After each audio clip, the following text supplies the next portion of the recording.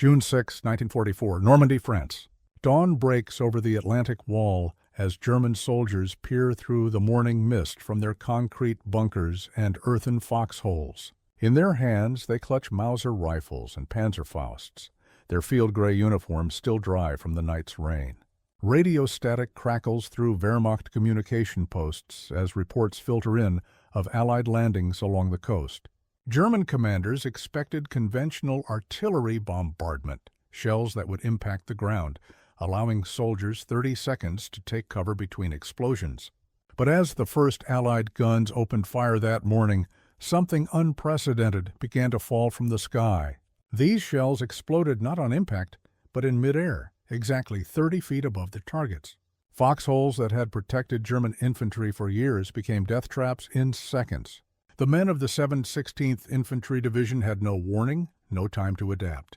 They did not yet know that American scientists had just revolutionized warfare itself, turning the mathematics of survival upside down forever.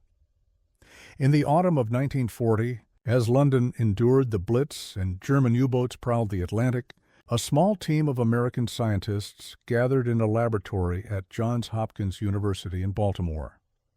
Dr. Merle Tuve, a physicist with wire-rimmed glasses and the methodical patience of an academic, examined a device no larger than a coffee cup.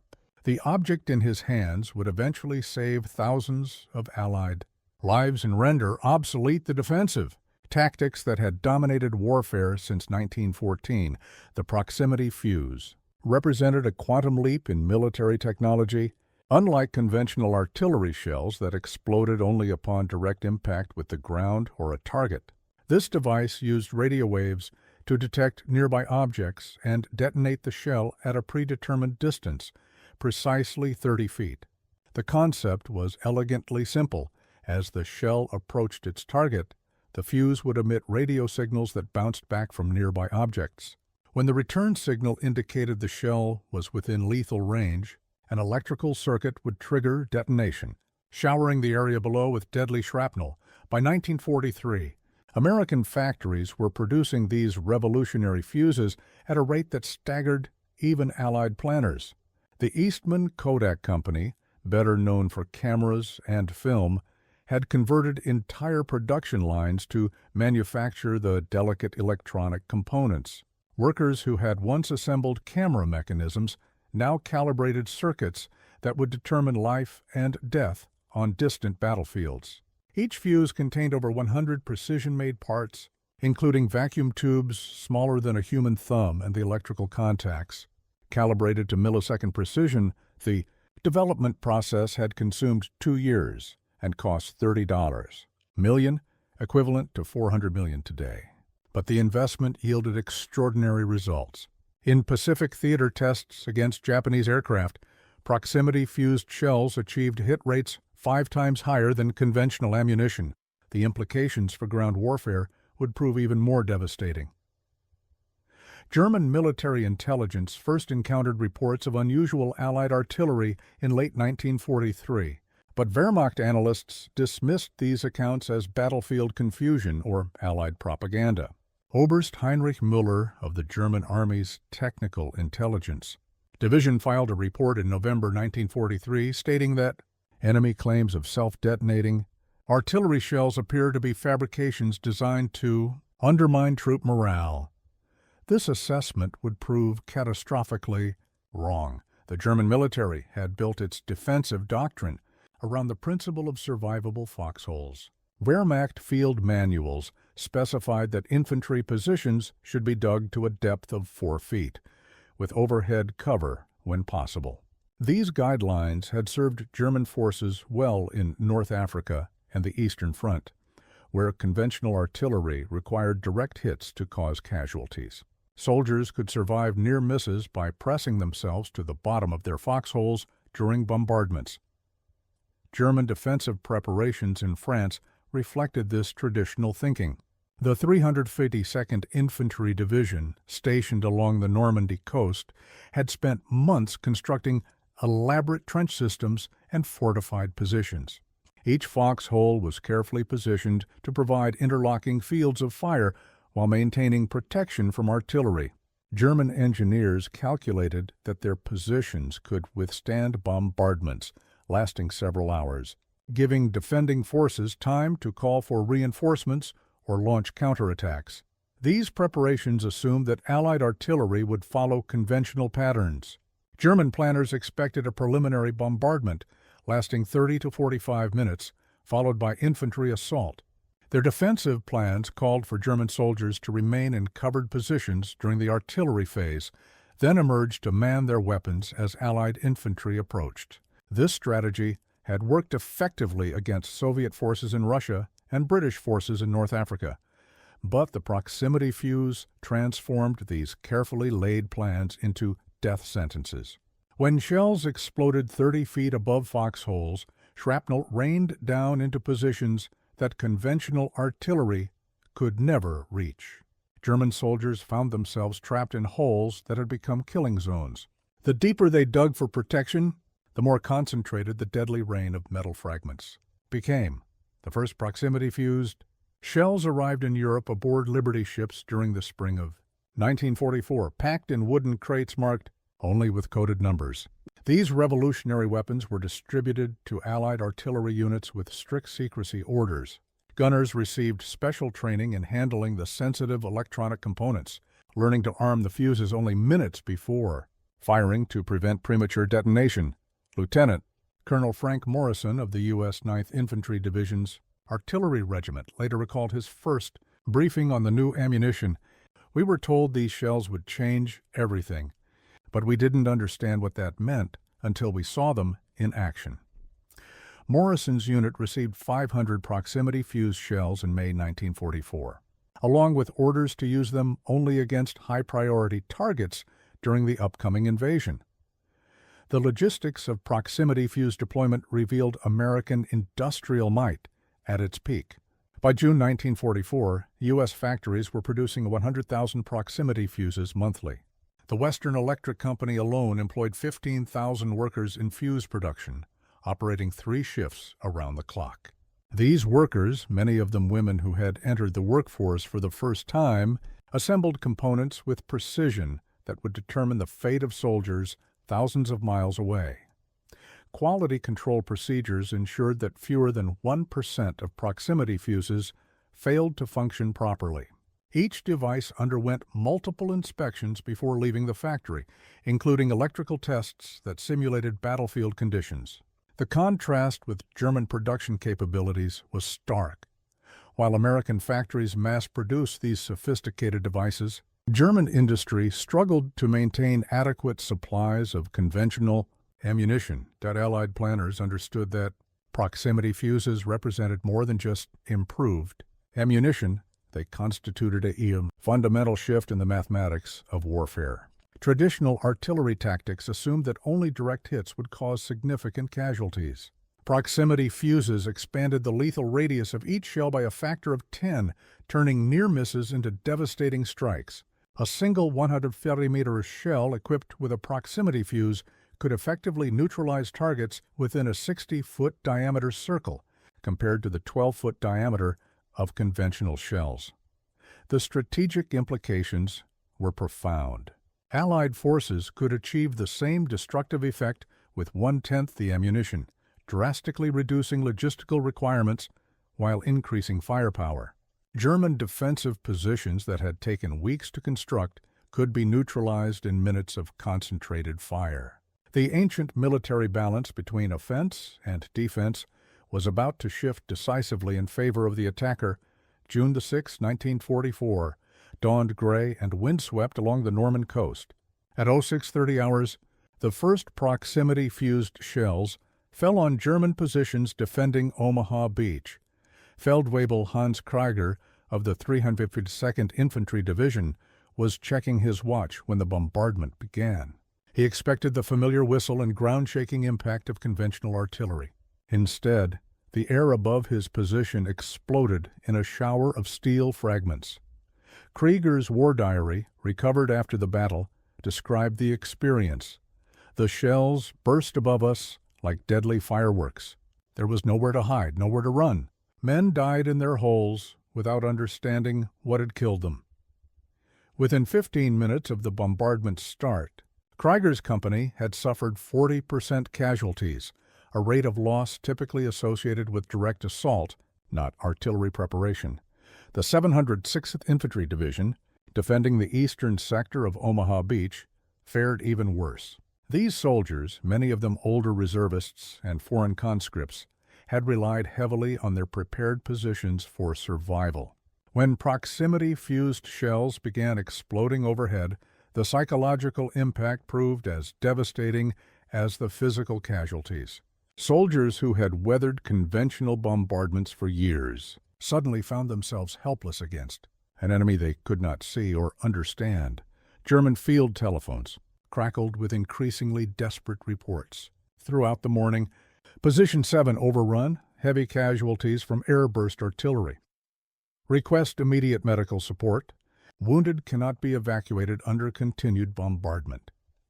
Unknown weapon type causing massive casualties in defensive positions. Wehrmacht communications officers struggled to make sense of reports that seemed to defy military logic. The contrast with previous Allied landings was stark. During the Anzio landings 5 months earlier, German forces had successfully contained Allied forces for months, despite heavy bombardment. At Normandy, proximity-fused artillery shattered defensive lines within hours. German commanders who had successfully defended against conventional artillery found their tactical knowledge suddenly obsolete. By noon on June 6th, Allied forces had advanced farther inland than even optimistic pre-invasion estimates had projected.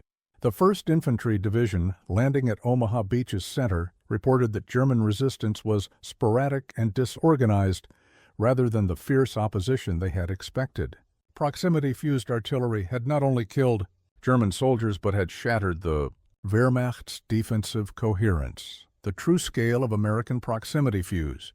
Production emerged in classified reports filed by Allied logistics officers during July 1944. Colonel Robert Patterson, Chief Supply Officer for the First Army, documented the flow of revolutionary ammunition reaching the front lines. His reports, declassified in 1975, revealed production numbers that seemed almost impossible. In July 1944 alone, American factories delivered 2.1 million proximity fuses to European theaters. This represented more sophisticated electronic devices than Germany had produced in the entire war. The Chrysler Corporation, famous for automobiles, had converted its Detroit plants to fuse production and was manufacturing 50,000 units monthly. Ford Motor Company's Willow Run facility, originally designed for B-24 bomber production, dedicated an entire assembly line to proximity fuse components. The human scale of this production was equally staggering. Over 40,000 American workers were directly involved in proximity fuse manufacturing by summer 1944. Many were women who had learned precision electronics assembly in a matter of weeks. Rose Martinez, a former seamstress from Los Angeles, became a quality control inspector at a California fuse plant. Her daily output logs show that she personally inspected over 200 proximity fuses each day, devices that would soon determine the fate of German soldiers in French foxholes. German intelligence services, meanwhile, struggled to understand what they were facing.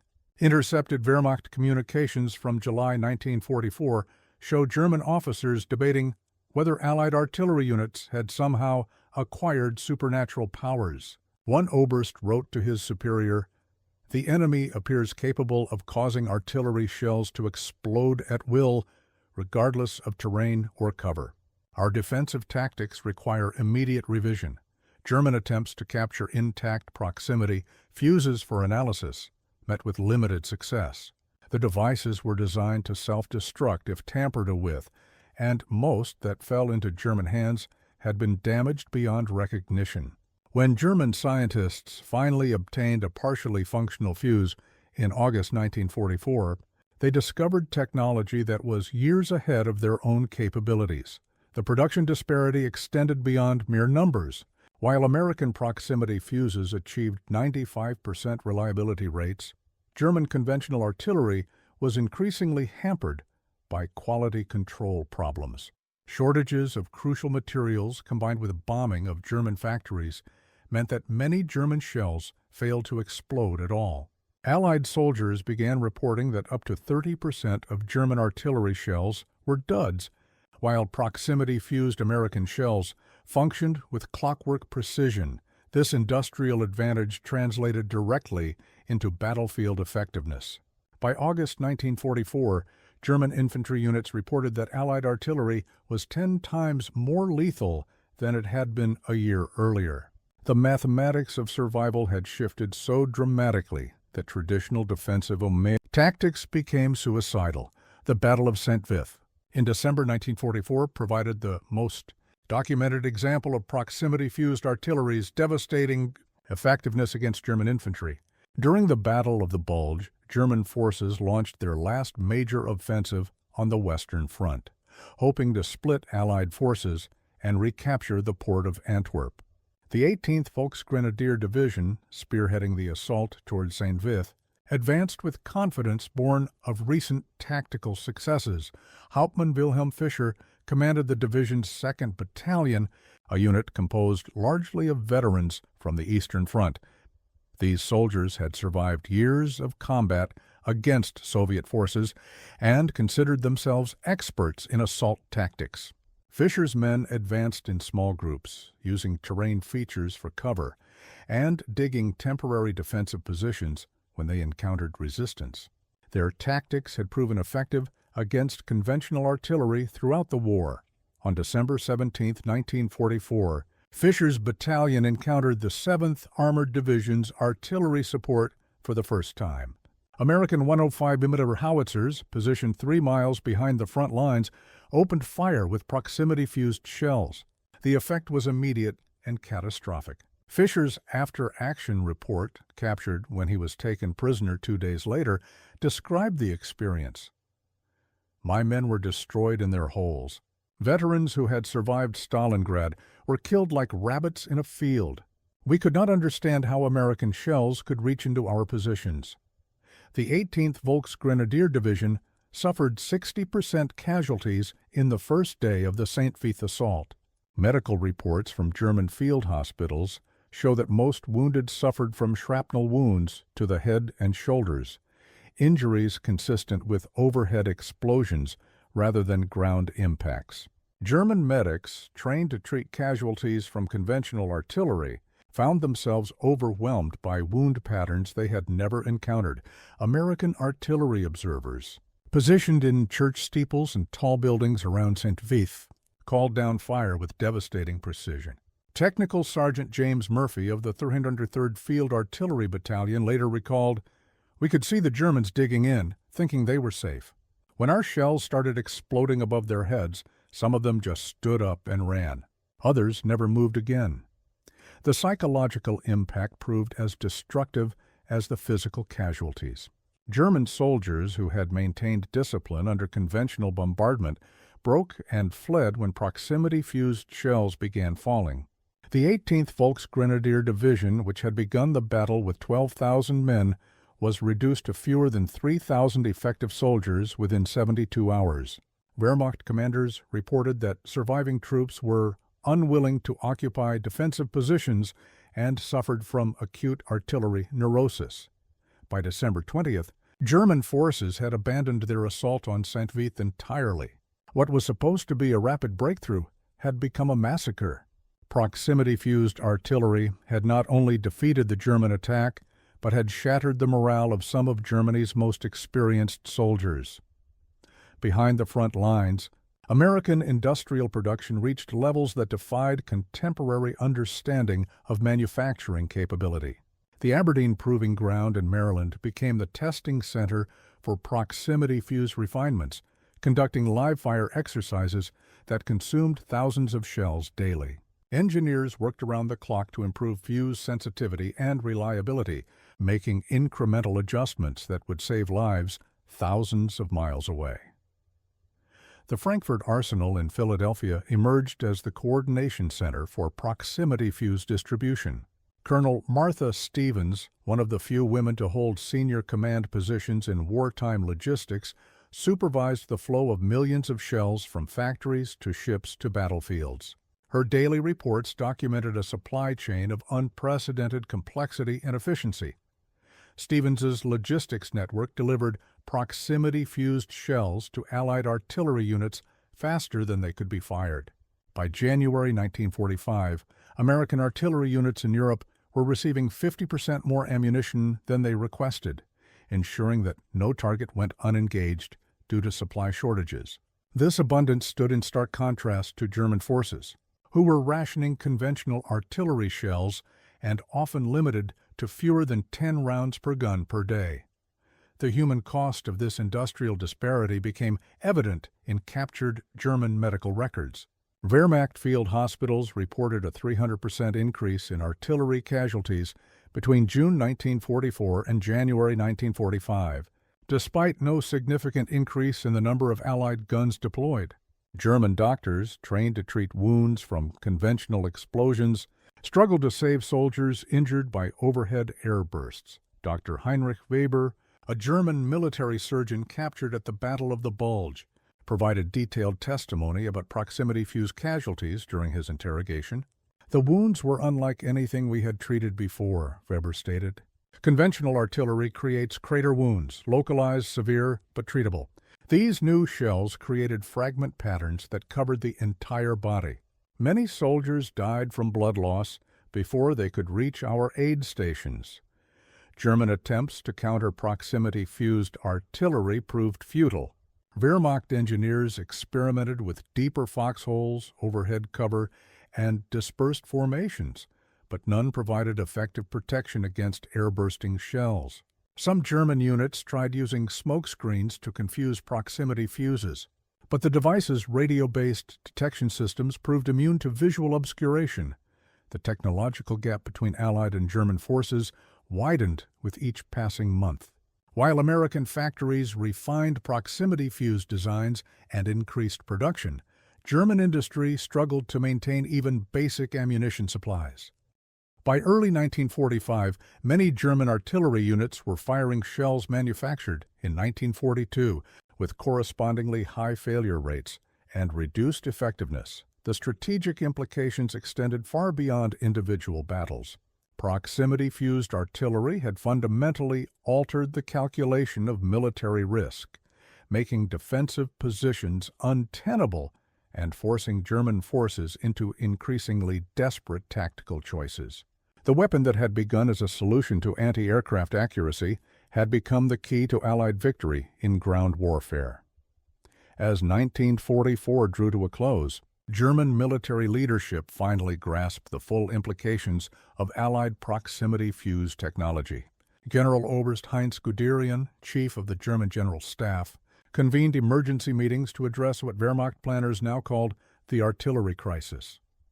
Internal German documents from December 1944, captured after the war, reveal the depth of German concern about their inability to counter Allied firepower advantages. German scientists at the Peenemünde Research Facility, famous for V-2 rocket development, were hastily reassigned to proximity-fuse research. Dr. Wolfgang Schneider, who had previously worked on rocket guidance systems, attempted to reverse engineer captured American fuses. His laboratory notebooks, discovered by Allied forces in 1945, document a desperate struggle to understand technology that was years ahead of German capabilities. The German proximity fuse program faced insurmountable obstacles. Critical materials like rare earth elements and precision electronics components were unavailable due to Allied bombing and naval blockades. Even when German scientists understood the theoretical principles behind proximity fuses, they lacked the industrial infrastructure to manufacture them in meaningful quantities. A single American proximity fuse contained more sophisticated electronic components than an entire German tank. The vacuum tubes alone required manufacturing tolerances that German industry could no longer maintain. While American factories produced these devices by the hundreds of thousands, German researchers struggled to create even prototype models that functioned reliably. The human dimension of German technical failure emerged in post-war interviews with surviving Wehrmacht officers. Oberst Friedrich Kellner, who commanded artillery units during the final months of the war, described the psychological impact on German gunners. Our men knew that each American shell was worth 10 of ours. They could see the enemy destroying our positions with precision, while our own fire scattered uselessly. It broke their will to fight. German artillery doctrine, developed over decades of military tradition, became obsolete overnight. Tactics that had served the Wehrmacht well in Poland, France, and Russia proved useless against proximity-fused shells. German officers trained in traditional artillery methods found themselves commanding weapons that were technologically inferior by orders of magnitude. The industrial statistics tell the story most clearly. In January 1945, American factories produced 3.2 million proximity fuses, while German industry manufactured fewer than 50,000 conventional artillery shells of all types. This 64-to-1 production ratio translated directly into battlefield effectiveness. German artillery units that had once dominated European battlefields were reduced to ineffective remnants, outgunned by an enemy they could no longer hope to match. By March 1945, many German artillery units had ceased offensive operations entirely, conserving their dwindling ammunition supplies for defensive actions. The Wehrmacht, once renowned for its artillery tactics, had been reduced to a force that feared its own shadow, or more precisely, feared the shadows cast by American shells exploding overhead, the final collapse of German resistance in the Ruhr Valley during April. 1945 demonstrated proximity-fused artillery's decisive role in ending the war. Army Group B, commanded by General Feldmarschall Walter Model, had retreated into the industrial heartland of Germany with 300,000 soldiers, hoping to mount a final defense among the coal mines and steel factories that had powered the Nazi war machine. Model's forces included veteran units from the Eastern Front, men who had survived years of combat against Soviet forces. These soldiers occupied positions in the Ruhr's urban landscape, using factory buildings and mining infrastructure to create defensive strongpoints. German commanders believed that fighting in built-up areas would neutralize Allied artillery advantages, forcing Americans into costly street-by-street combat. The Battle of Essen shattered these expectations within hours. On April 8, 1945, the U.S. 7th Corps launched its assault on the city with a 2-hour artillery preparation. Proximity-fused shells exploded above German positions with devastating effect, turning concrete buildings into death traps. Fragments rained down through windows, doorways, and roof openings that would have provided protection against conventional artillery. Obergefreiter Klaus Hoffmann of the 116th Panzer Division recorded his experience in a diary found after the battle. The shells explode in the air above us. The building shakes with each blast, and metal fragments pour through every opening. We cannot hide, cannot escape. The Americans have found a way to reach us anywhere. Hoffmann died that same day, killed by shrapnel from a proximity-fused shell that exploded directly above his position. German medical facilities in the Ruhr were overwhelmed by casualties suffering from overhead fragment wounds. Dr. Ernst Müller, chief surgeon at the Essen Military Hospital, documented wound patterns that he had never encountered in 5 years of war surgery. "These are not the injuries we see from conventional artillery," Müller wrote. "Every patient shows evidence of fragments striking from above. We cannot treat casualties as fast as they arrive." The 116th Panzer Division, which had begun the battle with 8,000 men, was reduced to fewer than 1,200 effective soldiers within 3 days. Similar casualty rates affected every German unit defending the Ruhr. Proximity-fused artillery had transformed urban warfare from a defender's advantage into an attacker's paradise. American artillery observers, coordinating fire from forward positions, reported unprecedented target acquisition success. Major John Harrison of the 4th Infantry Division noted, "German troops exposed themselves for split seconds, thinking they could dash between covered positions. Our proximity shells caught them in the open, in doorways, even inside buildings with damaged roofs."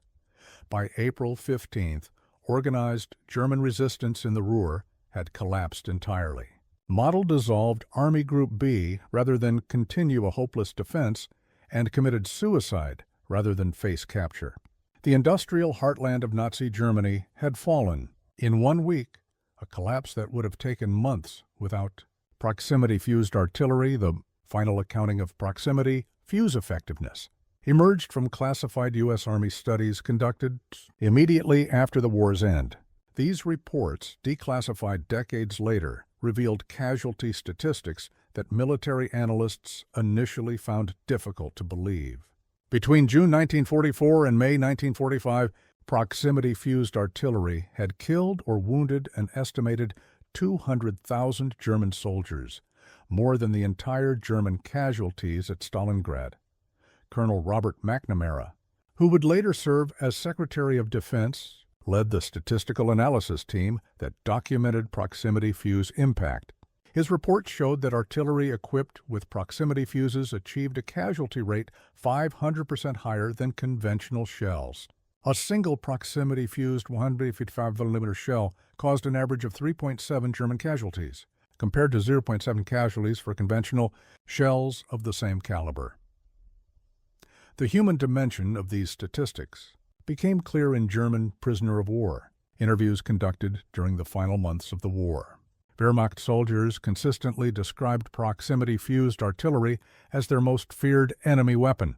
Gefreiter Heinrich Weber, captured during the collapse of the Siegfried Line, told his interrogators, "We could survive tanks, we could survive bombing, but we could not survive the shells that exploded above our heads." There was no defense, no protection, no hope. German attempts to protect their soldiers from proximity-fused artillery grew increasingly desperate as the war neared its end. Some units experimented with portable steel plates held overhead while moving between positions. Others tried digging foxholes up to 8 feet deep, believing that depth might provide protection from overhead airbursts. All these measures proved futile against shells. Designed to explode at optimal fragment, dispersion height, the psychological warfare aspects of proximity fuses proved as important as their physical destructiveness.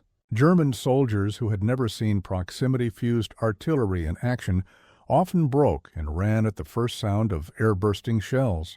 Word of the new weapon spread through German units faster than official communications, creating a climate of fear that preceded actual encounters with the technology. American frontline officers reported that German units increasingly refused to occupy defensive positions after experiencing proximity-fused artillery attacks.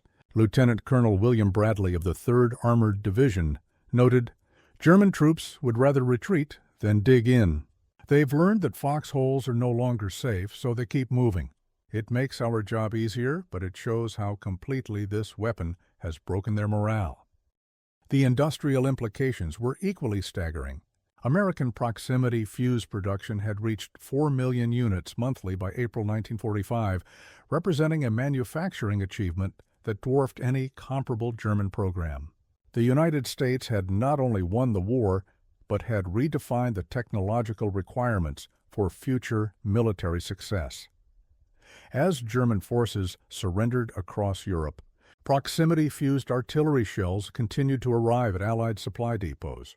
The weapon that had changed the course of the war was being produced in such quantities that stockpiles would last for decades. American industrial might had created not just victory, but overwhelming, undeniable technological supremacy. The final irony of Germany's defeat became clear in captured Wehrmacht technical intelligence reports from the war's last weeks. German scientists had finally succeeded in creating their own proximity fuse. Prototype in March 1945, 2 months before Germany's surrender and nearly 2 years after American, shells had begun falling on German positions. Dr. Wilhelm Hoffmann, director of the German Proximity Fuse Program, completed his final report on April 20, 1945, Adolf Hitler's last birthday and just 10 days before the Führer's suicide. Hoffmann's document, discovered in the ruins of Berlin, revealed the tragic futility of German technical efforts. His team had developed a working proximity fuse that matched early American designs from 1943, but German industry lacked the capacity to manufacture even prototype quantities. The German fuse required 47 hand-assembled components and took skilled technicians 8 hours to complete a single unit. By contrast, American production lines were completing proximity fuses at a rate of 1 every 30 seconds, using automated assembly techniques that eliminated human error.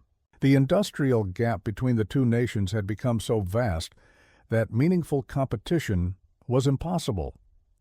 Even if German industry had somehow manufactured proximity fuses in quantity, the Wehrmacht lacked the artillery systems to deliver them effectively.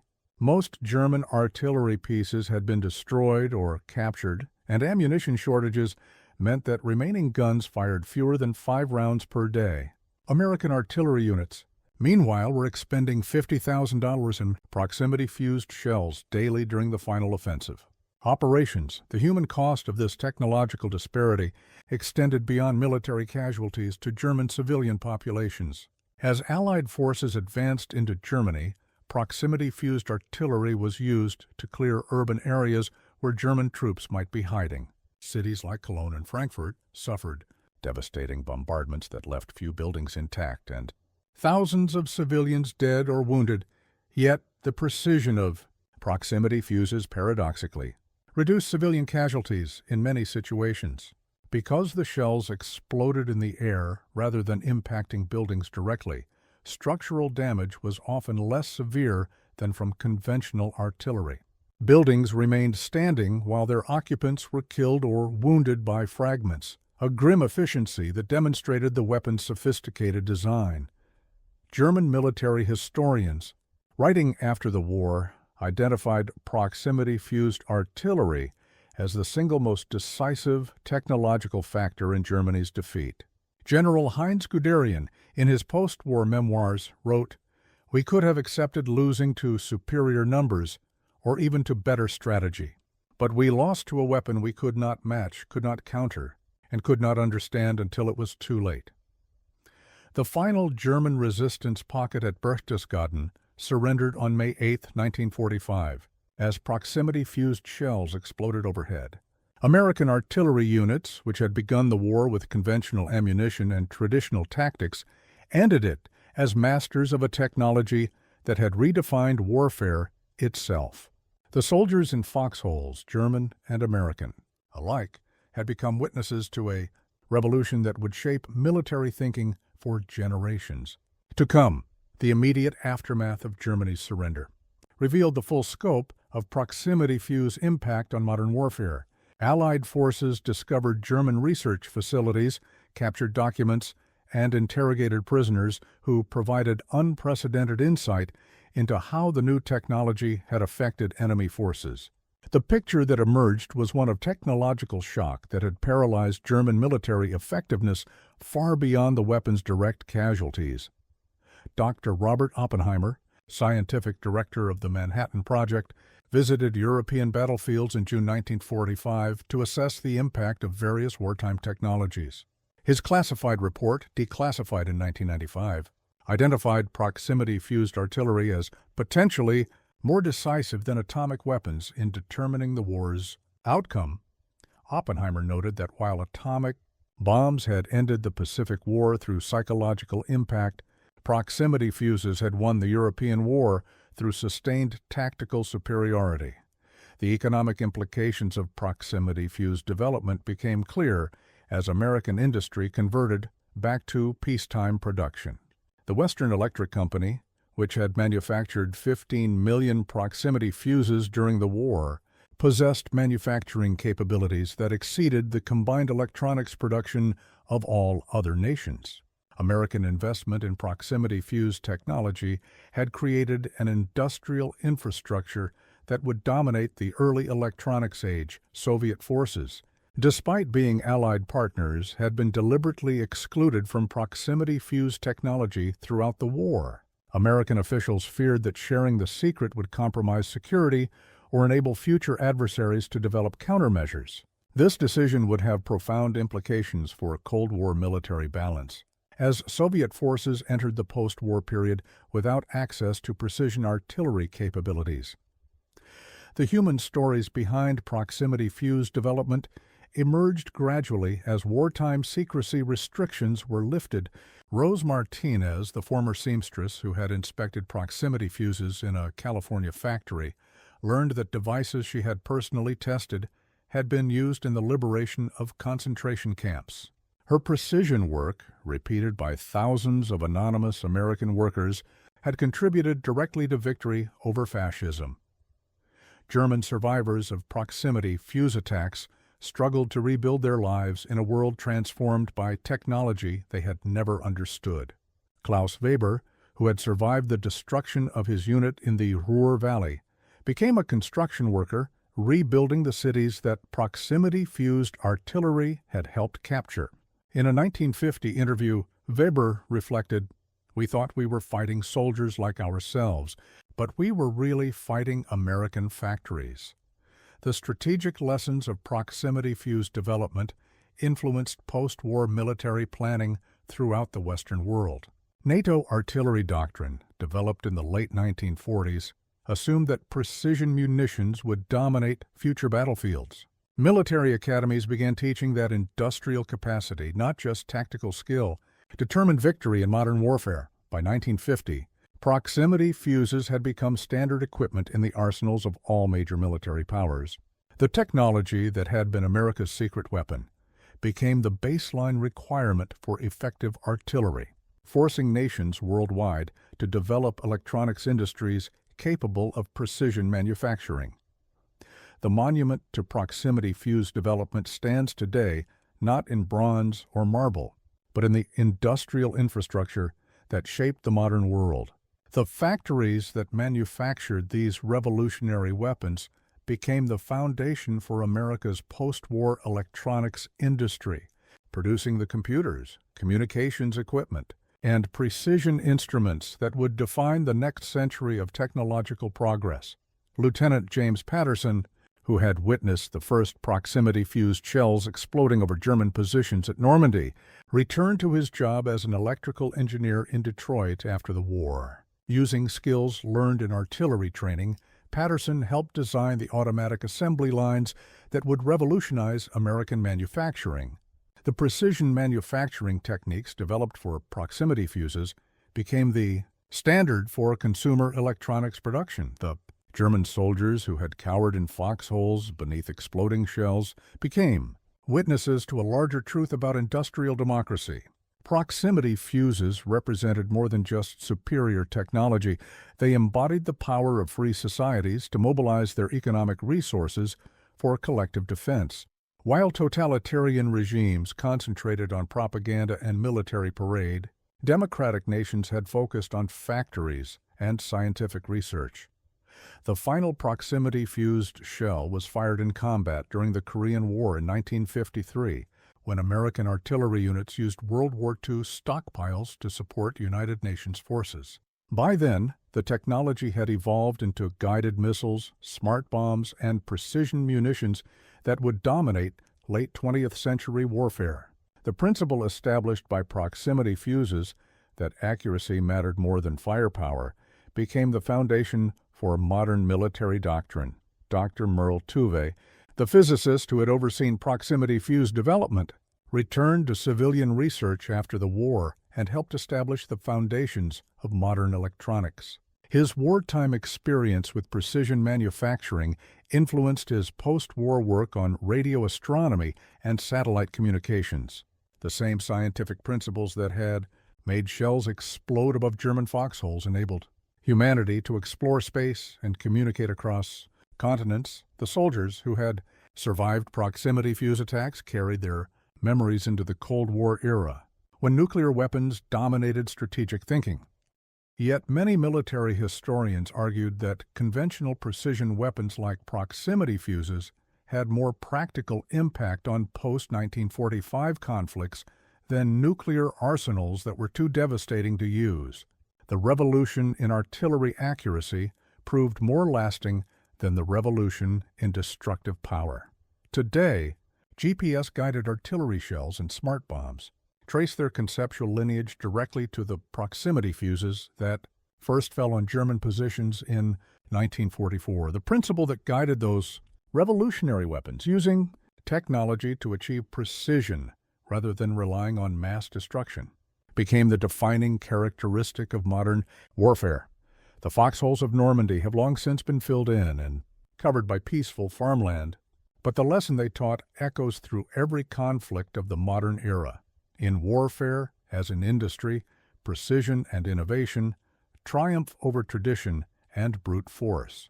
The German infantry, who had only 30 feet of safety, learned that lesson at the cost of their lives, creating a legacy of technological supremacy that continues to shape the world today. What is your perspective on this part of history?